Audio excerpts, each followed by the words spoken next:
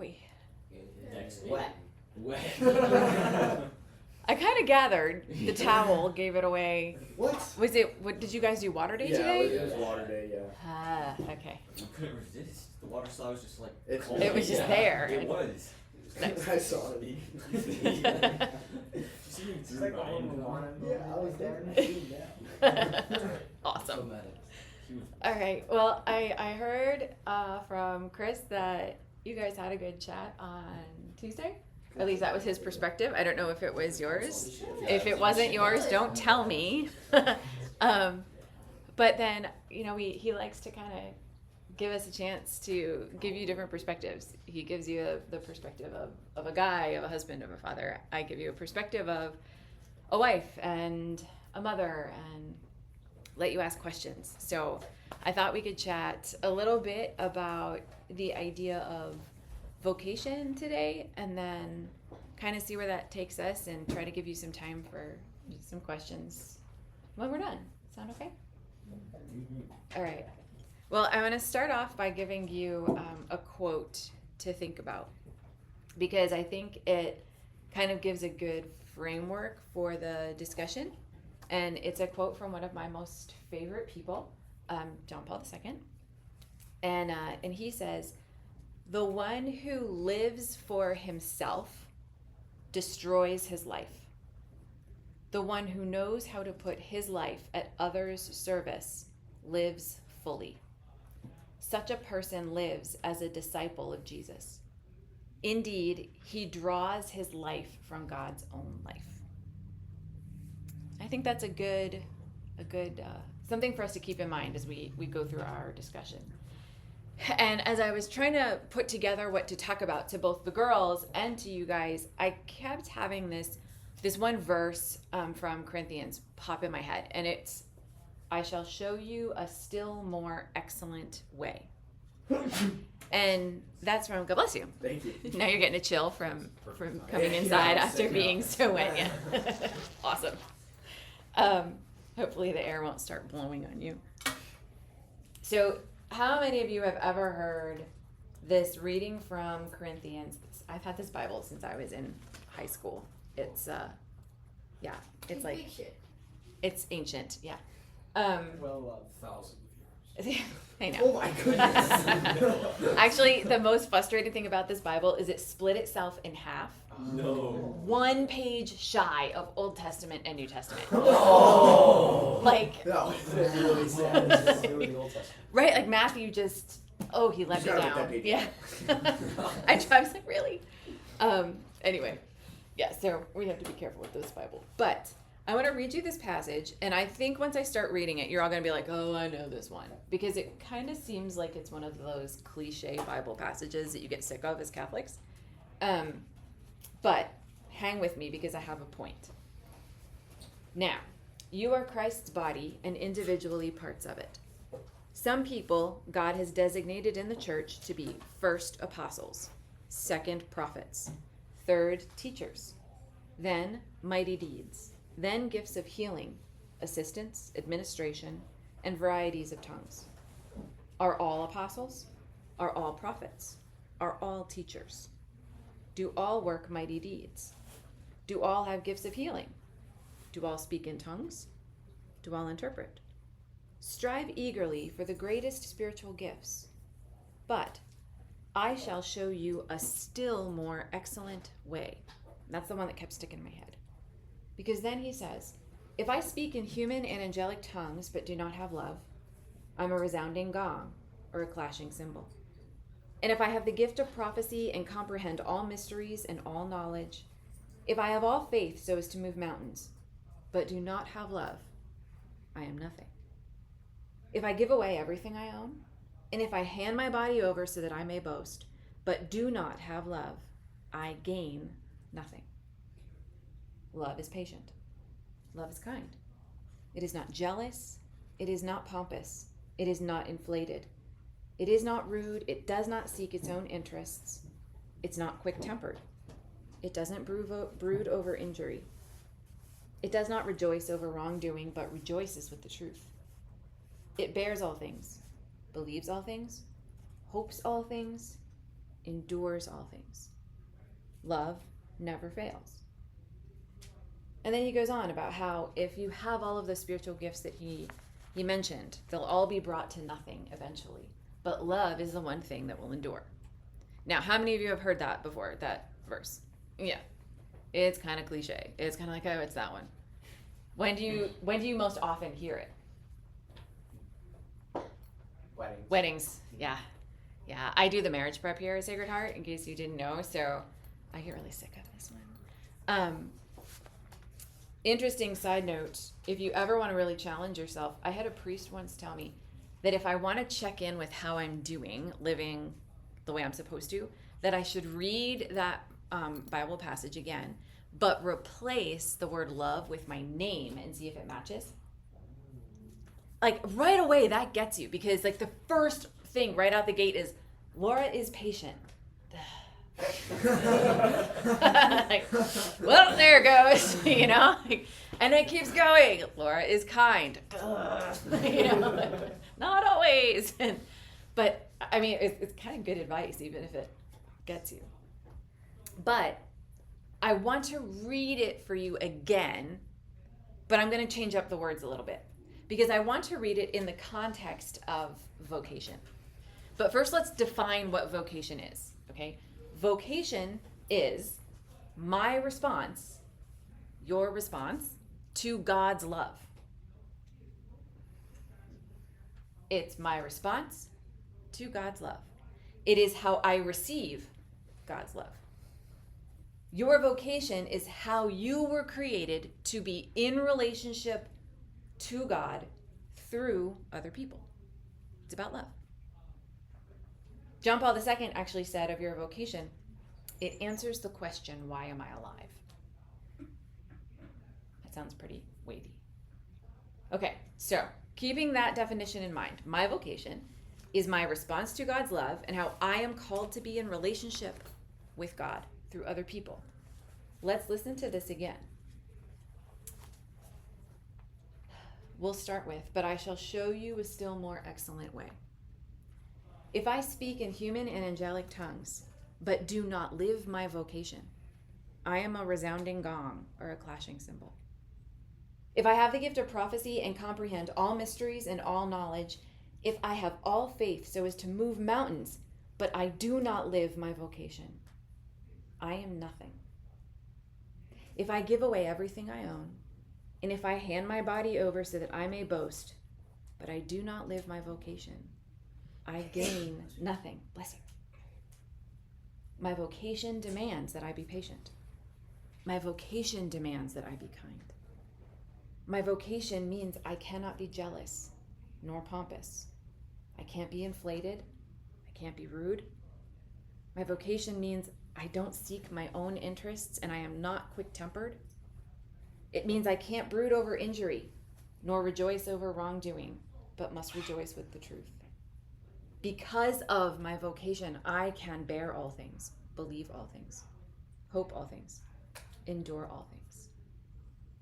If I live my vocation out of love, love never fails. Gives it a different context, doesn't it? And so that's where I kind of want to go with you. How do we do that?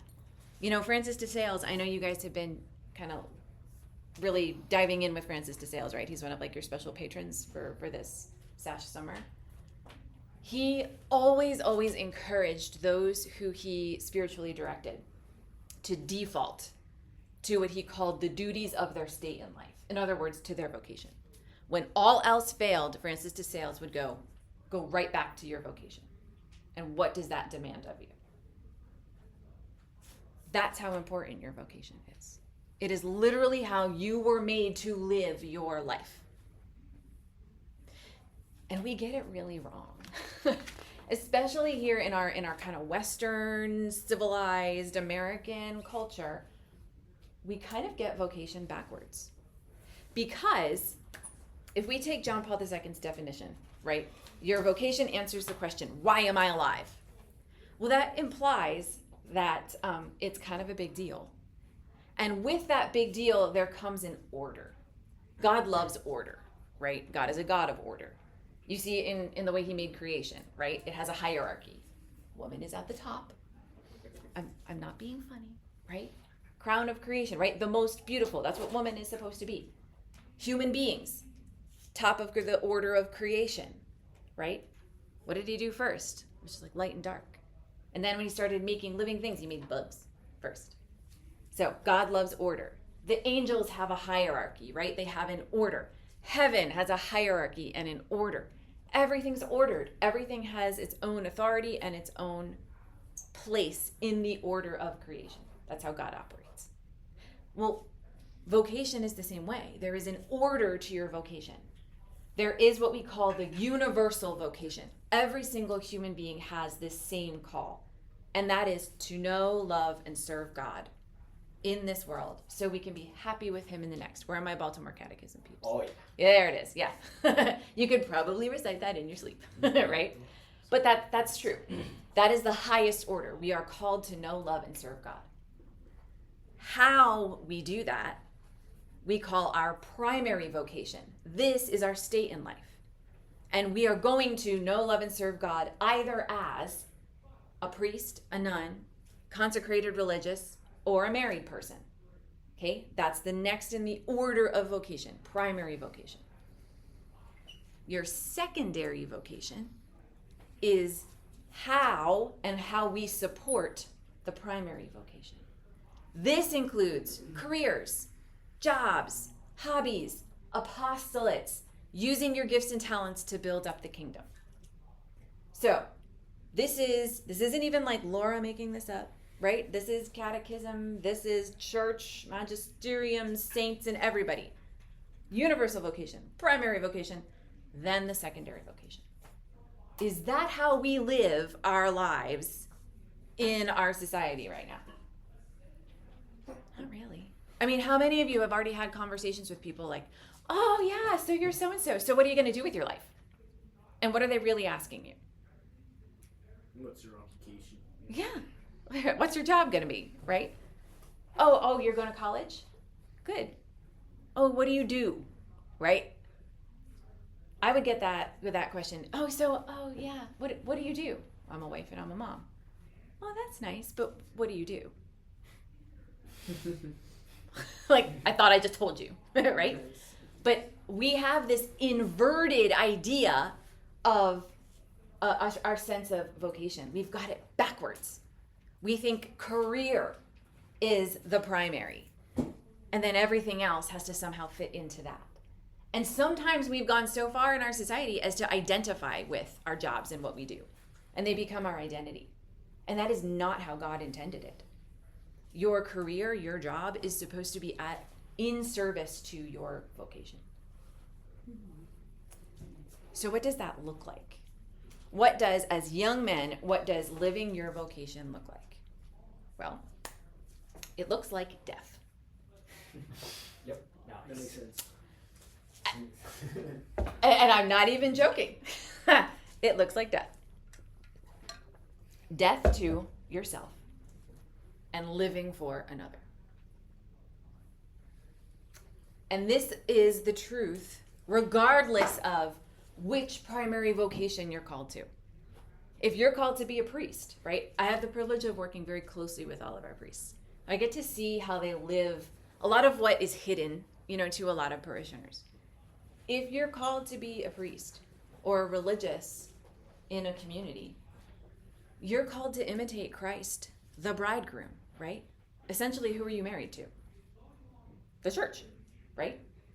Is the church perfect? No. It's a pretty messy wife, right? Big, messy wife. But you are called to imitate Christ by dying to yourself, by laying down your life for your bride, the church. And you do this through spiritual fatherhood, right? Our priests, what I see day in and day out, they're up till all hours of the night sometimes because a parishioner has a crisis, because somebody needs something. They trade off duty days, so they are on call 24 hours to drop everything and go give someone last rites if they need it. Drop everything. They spend hours in the confessional. They give us the sacraments. They work on the weekends, right? Why? Because they are called to die to themselves and live for the church, live for us. This is heroic sacrifice. That is vocation. If you are a married man, if you are called to the married life, what does your death look like? We're told actually in Ephesians. Okay, I'm gonna make sure this doesn't fall apart. Okay. Fall apart again. Okay, in Ephesians, we are told that wives and husbands should be subordinate to one another out of reverence for Christ. Wives should be subordinate to their husbands as to the Lord. For the husband is the head of his wife, just as Christ is the head of the church. He himself the Savior of the body. As the church is subordinate to Christ, so wives should be subordinate to their husbands in everything. Husbands, love your wives, even as Christ loved the church and handed himself over for her. What did Christ do for the church? Yeah, he died. What are husbands called to do for their wives and by extension their families? Die. To who? To themselves. To their own selfishness, to their own desires, to their own wants. It is a death. A heroic death. Laying down your life for someone else. In both cases, right, you are asked to imitate Christ. To give up yourself for the sake of another person. And yet we have JP2 and that first quote kind of ringing in our ears, right? The one who knows how to put his life at another's service lives fully. There is something fulfilling. There is something that gives you joy when you can die to yourself freely and live for another person. In Gaudium et Spes, one of the constitutions of the church, John Paul II helped craft it. There is a beautiful line. It says, man cannot fully know himself except through a sincere gift of self, right? When we live for another, we become fully alive. But yet the temptation will always be to do the exact opposite. And how do we know this? Oh, back to Eden, right? I know Chris kind of took you back there and talked through Eden and concupiscence in the fall, and you did some of that. But one of the interesting things that God says to Eve is that Adam, her husband, would be her master as a result of the fall. In other words, the temptation is not to this dying of self-giving relationship between man and woman.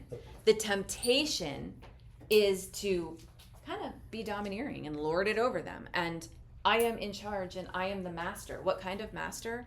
A dictator master. A selfish master, not a servant master. Headship is servant leadership, right? That's what a vocation, whether it's to priesthood, whether it's to married life, that's what you're called to do. Servant leadership, dying to self. But what does that practically look like? How does that practically play out? Okay, we talked about the priests, right? Sacraments, their duty days, always being available. What does it look like for husbands? Well, it looks like providing and protecting. But what are you providing for, and what are you protecting for or against? You're protecting and providing for a wife, and then by extension, the fruits of your vocation, which would be children, right? Small children, totally independent, don't need anybody, right, to survive? They think that. Okay. That is true. Sometimes they act like they have death wishes. How many runners do you guys have in pre-K? No idea. There's quite a few. Oh no, really? At least three. One of them runs on a stage. Oh yeah. Oh no. How many of you guys had to tackle a little kid this week? It was really fun. I don't think you're supposed to say that, Colin. It was terrible. I felt so bad. Right. Yeah, that's totally fair. They think they know everything, right? I could tell you so many stories about Noah.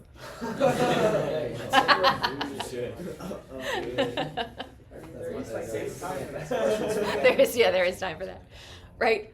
But what's the reality, right? Little kids, they need, especially mom, right? When a baby is born, that baby doesn't even know they're a separate human being from their mother. They think they're the same person. And they have to go through stages of like that separation anxiety where they realize like, oh my gosh, mom isn't me, right? I'm not attached to mom. And they kind of like have little baby freakouts. That's normal, that's developmental. Up until the age of 3 years old in particular, and then again at 6 or 7 years old, little children developmentally, for their own brain chemistry, their own nervous system regulation, all of their body systems need mom. It's not that they don't need dad, but survival instinct and the way human beings are wired is that there is a biological need for children to have their mothers close by. In fact, there was just a scientific study that came out. I geek out about this stuff, I'm so sorry. So there's this thing called methylation. Have you ever heard of methylation?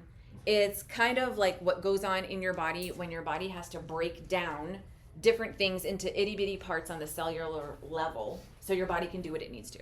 That was a super scientific explanation. Methylation is important. If your body can't methylate properly, you're going to have vitamin deficiencies. You're going to have diseases. You're going to not be as healthy. Your immune system's not going to function as well. So it's a big deal. They just discovered that babies who were held a lot, hugged, cuddled, kissed, particularly by their mothers, had more optimal methylation as young adults and adults than babies who were not. Babies who weren't held, babies who weren't cuddled, babies who did not get a lot of skin to skin and kissing. Motherhood is biologically necessary. So what does that mean if you're a father? It means it is your job to protect that mother-child relationship, to guard your family life so that your wife can be the kind of mother your children need. And that's not always easy, because often that means, again, putting aside my own needs, putting aside my own wants, sacrificing myself.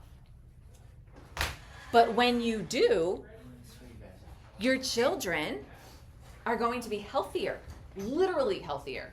They're going to be happier. They're going to be more stable adults. They're going to have a nervous system that's more regulated, right? And you know what? Your wife's going to be happier too, because she is wired to mother. That's how women are. When a woman has a child, her brain expands, like actually grows. Whoa. Yeah, I know. My brain is bigger than yours. But it grows like the mothering parts of it. And when that happens, her entire body, fueled by her brain and all those crazy female hormones, all orient her towards the little child. And when she feels like she's forced to have to choose between mothering the way her instincts tell her to and a husband who is being selfish and demanding, that's when you have mental health crises in moms. That's when you have moms who are anxious, who can't attach with their children in a way that's going to be healthy for their children, and that's when you have a marriage that starts to get on the rocks. Whose job is it to protect against that happening? It's dad's job. It's the husband's job. We often think that protecting means I gotta go out there with one of the Deus vault weapons and start whacking imaginary people, right? And that would be kind of fun, not gonna lie, wouldn't it? You can say yes. Yeah. Well, It's a lot easier. yeah, and a lot easier. But the reality is the things you are called to protect your family from are much more dangerous and are much more sneaky, because you are protecting your family from the world. You're protecting your family from yourself. You know, I don't know if Chris showed you. He really likes Jordan Peterson. Did he quote Jordan Peterson yesterday? Yeah. Did he quote John Deloney? He really likes that John Deloney dude too. Okay, maybe that's coming later. If he does, you have to tell me, right? Oh, he did the John Deloney thing. We're building towers. It's fine.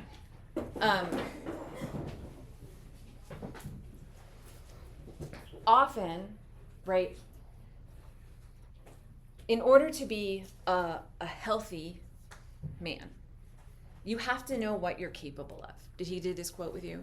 You have to, right? Okay, so you don't need me to repeat it, right? You essentially have to know the monster that you are capable of being, and then you have to know how to tame that monster within yourself. That is how you are dangerous. That is how you know you are a healthy man, right? A wimpy man is much more dangerous and scary than a man who knows his own strength and what he's capable of and has the self-control to not be capable of it. In your families, that type of strength is necessary to protect your family from the world, from those darker parts of yourself that you work to keep under control. And sometimes your wife might need you to protect her from herself. And that's important too. Just recently, I do the whole birth thing, right, with the doula. Is that funny? I thought all women did.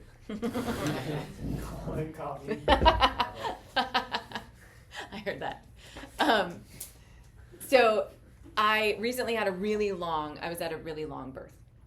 And that's normal. She was in labor for 2 days, and I got to the family to support them on a Friday. Baby was finally born about 1 a.m. Sunday morning. And it was Corpus Christi. Now, here at the church, I am one of the people in charge of Corpus Christi. So I tried to put everything in place just in case, baby was born. Well, I hadn't slept in 2.5 days, and I was busy working with this family. And so on Saturday, I'm like, I'm really hoping a baby shows up, before tomorrow. And I was giving Chris the update, and he's like, so you're not doing the Corpus Christi procession on Sunday. And I had already been wrestling with this mentally, like the whole time I'm trying to serve this family, like, oh my gosh, what am I going to do? How am I going to handle this? I'm so tired, but I have to be there. And so on the phone, I'm kind of like, but he goes, no, I already took care of it. I already told Father. I already told the staff. Everybody knows what to do. You don't have to worry about it. And that was such a huge weight off my shoulders, because on my own, I would not have been able to set that boundary. I would have just been like, I better suck it up and show up. And I probably would have passed out because I hadn't slept in 2 days. And yet there was my husband literally protecting me from myself, knowing what I needed and knowing that I couldn't do it for myself. So as husbands, that is something else you are called to do. To love your wives enough, to know your wives enough, to be able to protect them from themselves sometimes. That's love. So you protect your family. You protect your family so that they have the ability to function the way that they need to, especially when the children are young. You protect your family sometimes from yourself. And you protect your family sometimes from your wife. That's a lot of protecting. And then what are we providing for? You're providing for the same things. But here's the thing. Remember our hierarchy of vocation, right? Providing through your job, through a career, is the means to an end, right? Your job is not the most important thing you do.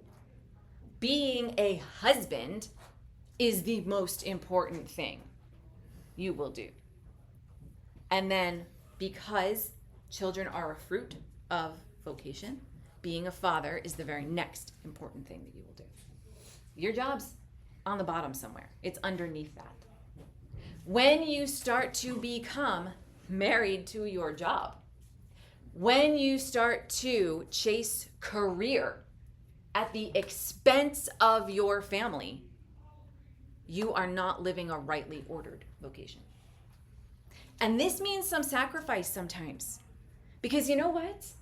That's not our culture. Our culture says go for the promotion. Go for the extra hours. Get that extra overtime. Compete and compete and compete. And you know what? As men, you like to compete, right? Growing up, I couldn't get my kids to clean up unless it became a competition.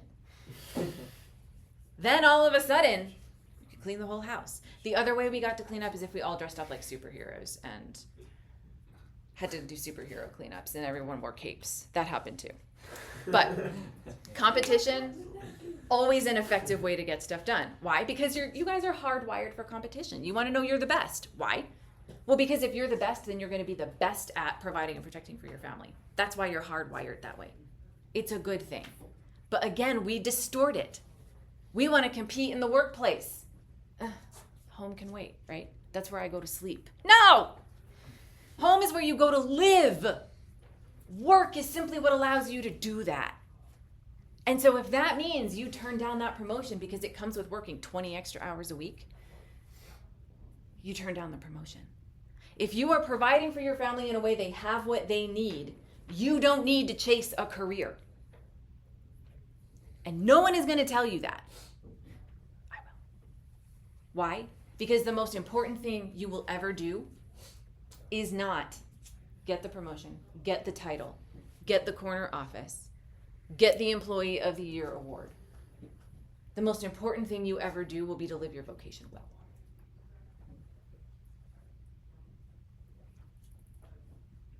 So, okay, fine, Laura, I'll accept that. That's very countercultural. That's not the advice that I've gotten.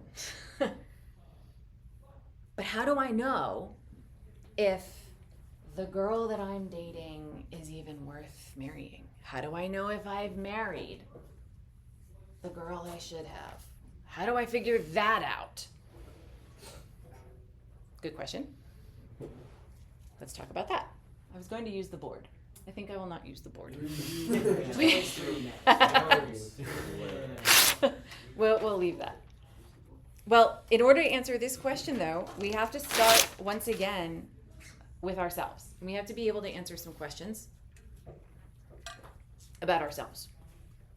Because it's not enough to just say, well, how do I know if I'm dating the right girl? Another good question to ask is, how do I know if I'm ready to date?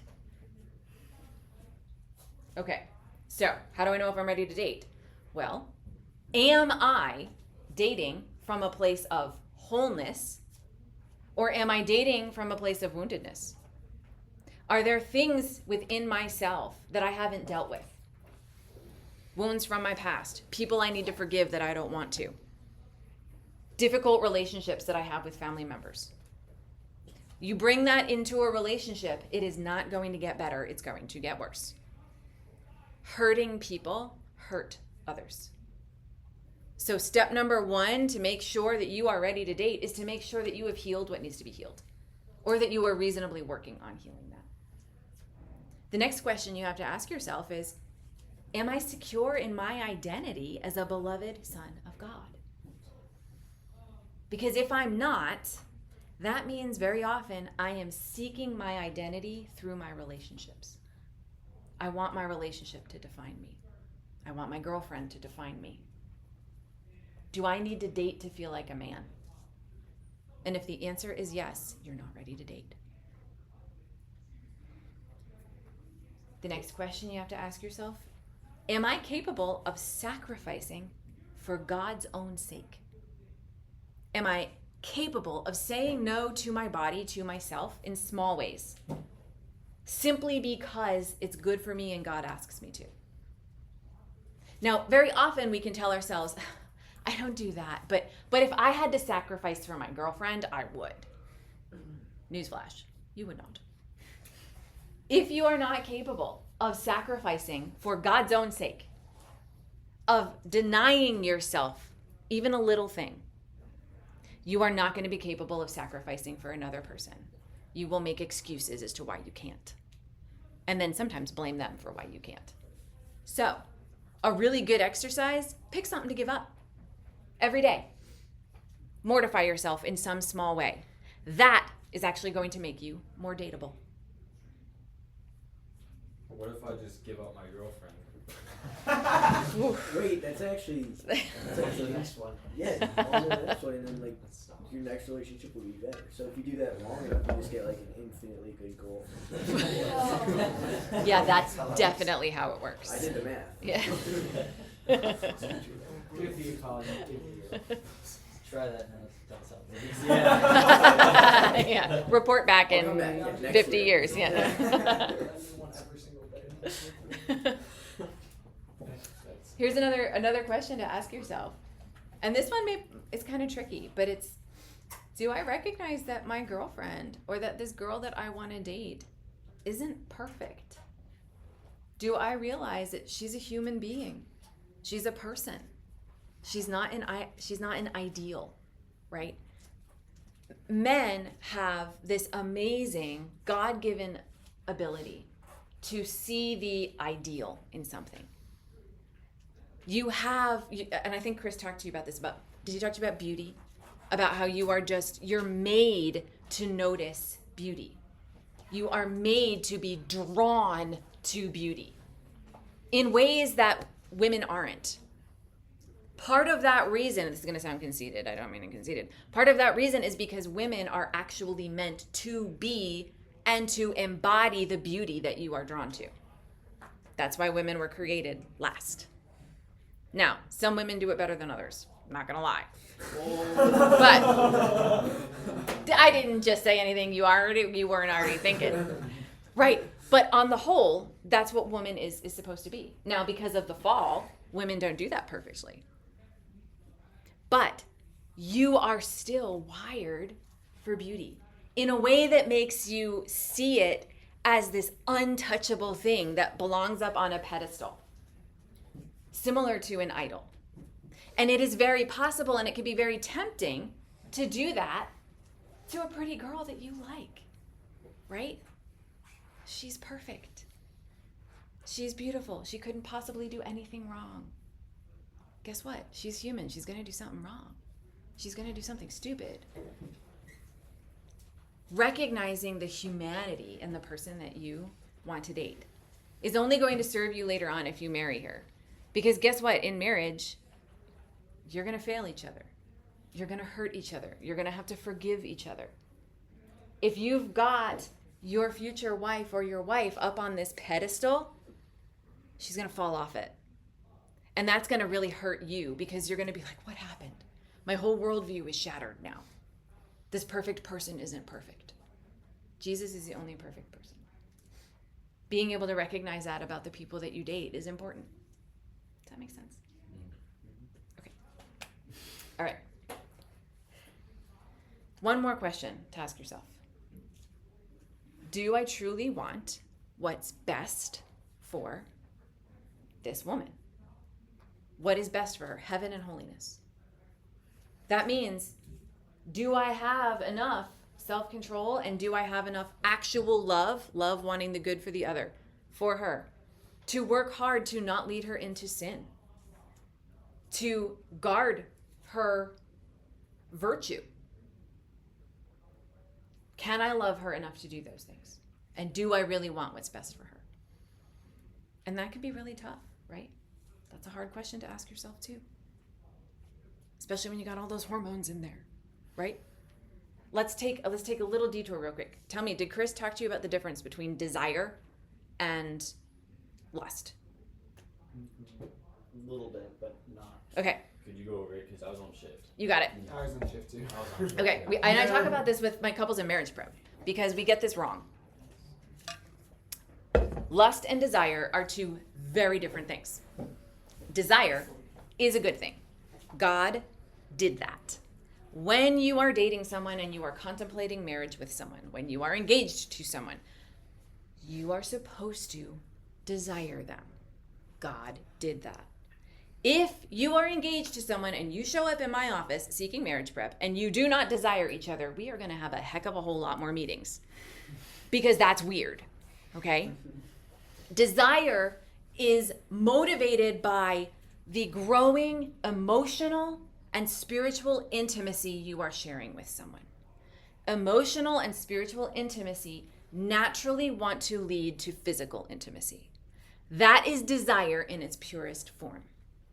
Now, you and human beings have a bodily reaction to desire.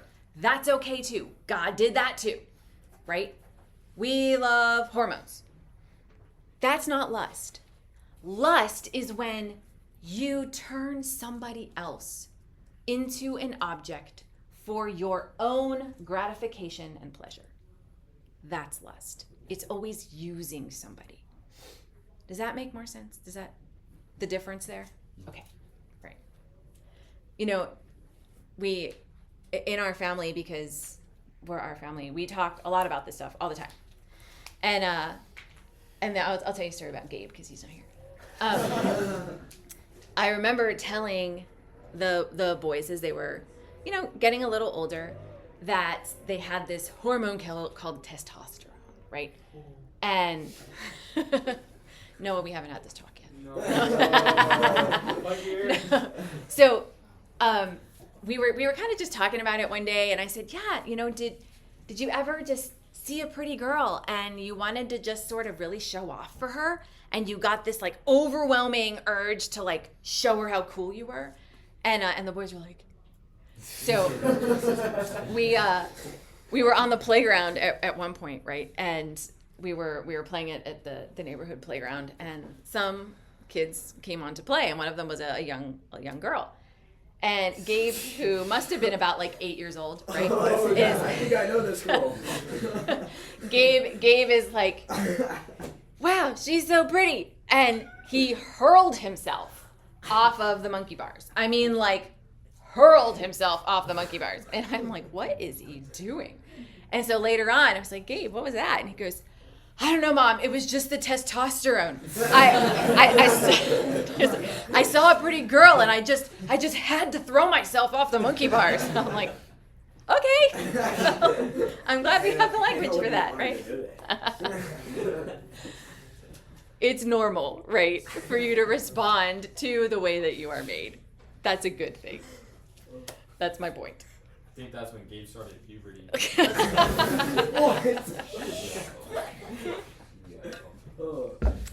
All right, now. Was it Hannah? I'm not at liberty to say. Random girl.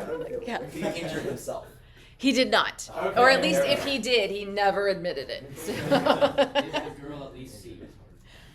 I don't think so. Oh, she did. But you did. Oh, and I did. Yeah. Although that's not really cool. Embarrassing, like stories to tell at the wedding. Not the same girl. So many. Yeah. So now, talking to about girls, right? How do I know if the girl is the one that I should be dating? We just covered, how do I know if I should date? How do I know if this girl is worth dating? Well, the first question comes right back. Is she desiring to date me from a place of wholeness or a place of hurt? Does she constantly compare me to her exes? Does she constantly compare me to her dad?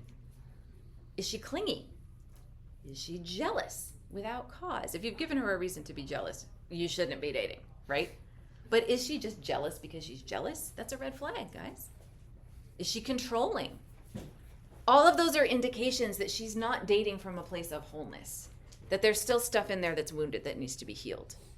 That is a girl who has the potential to hurt you even more. It means she's not ready to date. Another question to ask is she secure in her identity as a beloved daughter of God?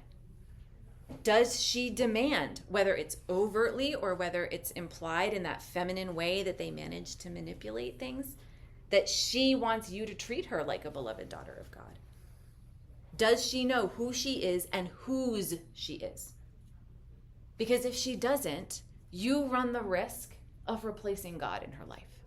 And you don't want to do that because you're not God, right? Does she encourage me to be the best version of myself? Or does she nag me?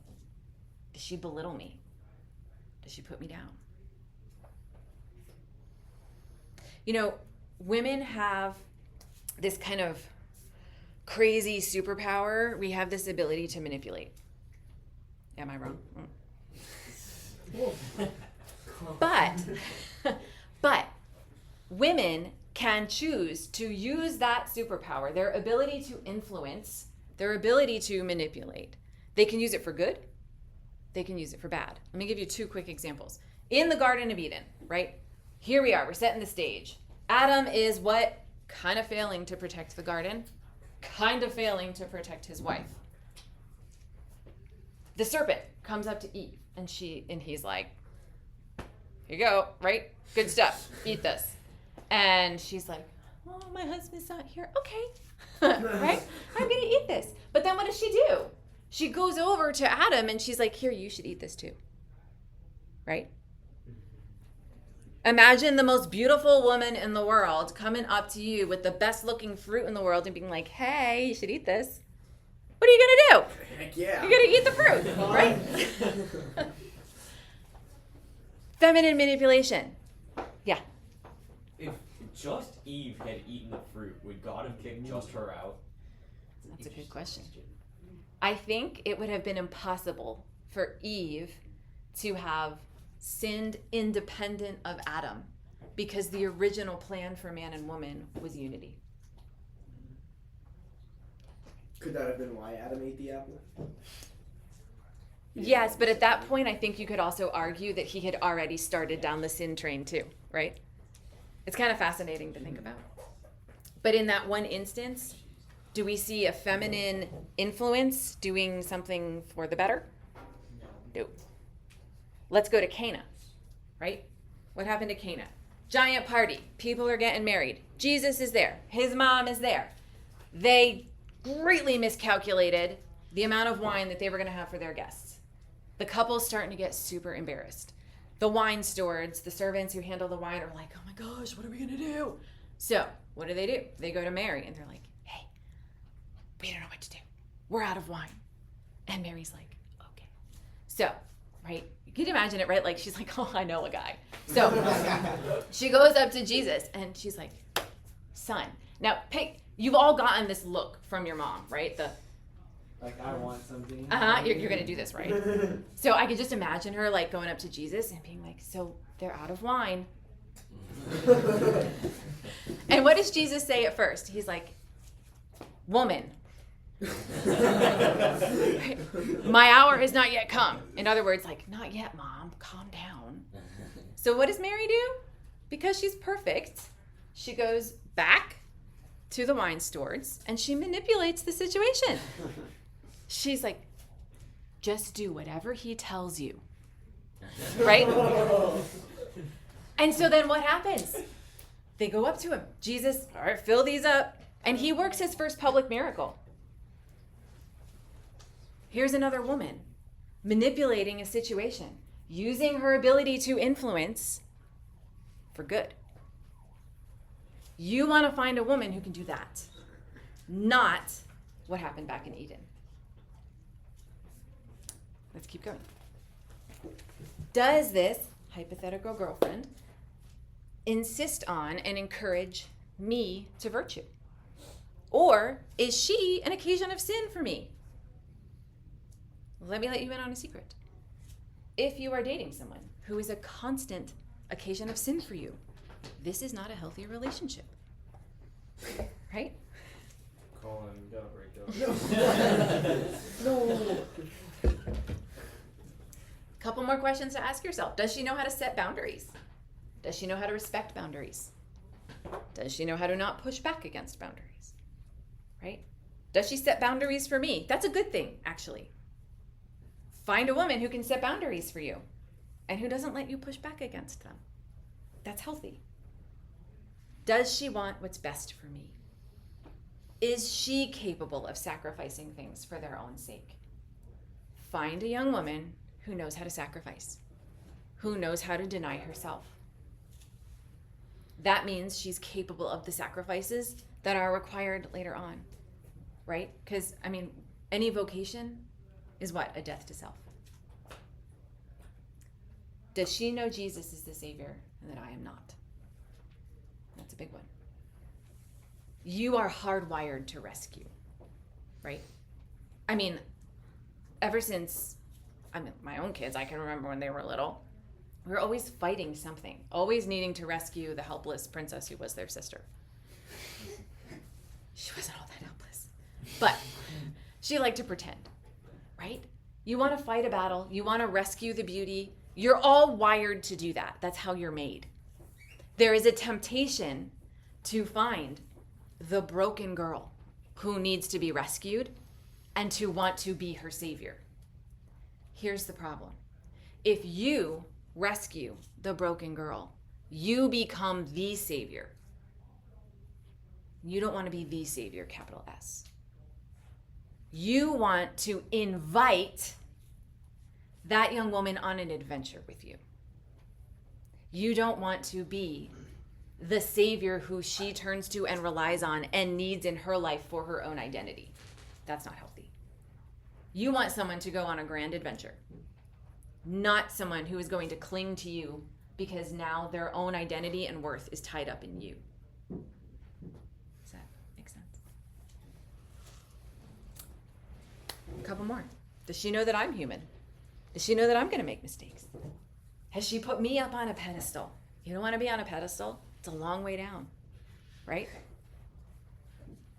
Here's another one. Can we have fun together? That's important. If you can't have fun together, you need to reassess the relationship. You know, I've had couples in my office, and I look at them and I'm like, why are you getting married? I don't even think you like each other. You know, like, for real. That's kind of scary to see. Find someone you can have fun with. That's important. And then that kind of is what I was going to say next is, do you like each other? You actually do want a basis of friendship first. There has to be a foundation.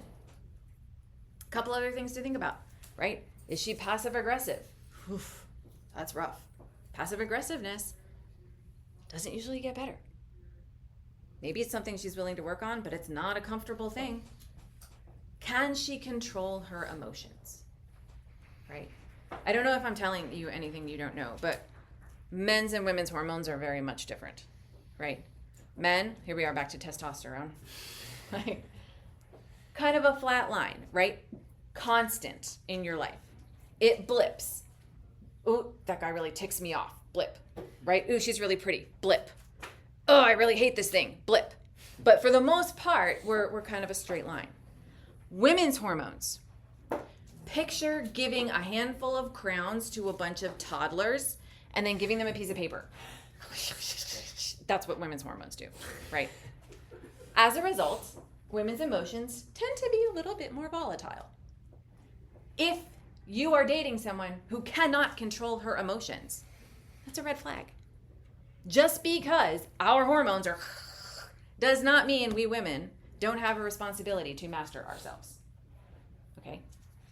Find someone who knows how to be emotionally mature. I'm going to run out of time and they clapped. I want to let you guys ask questions, so I'm going to stop myself there. That wasn't a very fancy ending. However, do you have questions? Yes. You said you'd tell us some stories about Noah.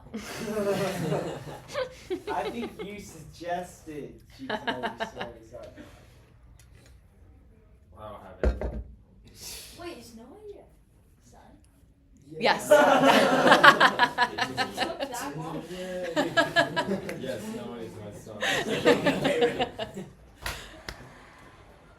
Any more? You're a little late. Any more questions? Aw, I think you're saying. we just wrapped up. But when I Well, hear some I'm here to stories, wrap that funny too. stories Do you have about any Noah. questions? Yeah. Okay, I'm gonna get to finish this one. But if you were involved in like a traumatic experience together, like a few different movies, like picture that, like Hunger Games, isn't that technically an unhealthy relationship in that regard? It can be. It's trauma bonding.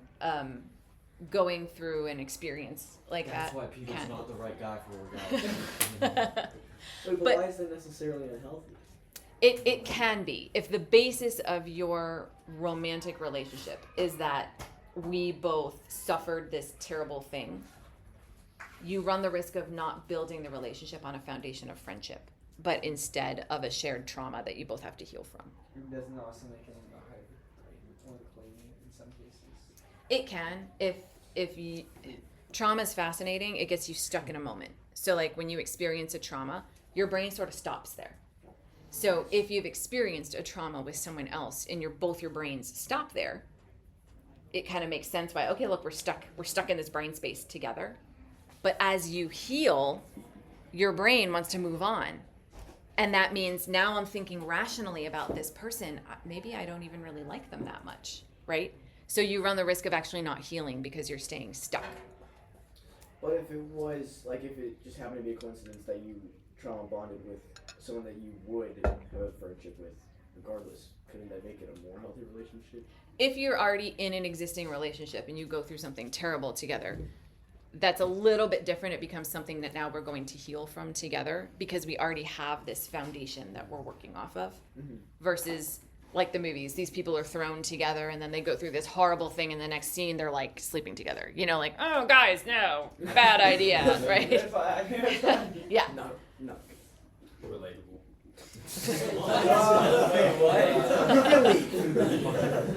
I'm gonna give you the look. Instead of a timeout. Oh. There's a check. Any more questions? This doesn't really relate that much to dating, more just like being a friend, so to speak. When a person like loses someone who's close to them, like I know their emotion levels just go insane. What would be a good way to set boundaries but still like be sympathetic with that person? Grief does funny things to people. And in those situations with friends, it really just comes down to you setting boundaries that are healthy for you. Simply because a lot of times when people are grieving, their brain is half shut off. And so by you setting boundaries for your interactions, whether it's like, you know what, I know you're hurting, but you can't call me at 2 a.m., right? That's not unreasonable. I know you're hurting, but I've already spent 5 hours with you. I'm going home now. You know, we're being reasonable. A person who's grieving can't necessarily make those healthy decisions for themselves. So your ability to set boundaries actually helps them stay healthy.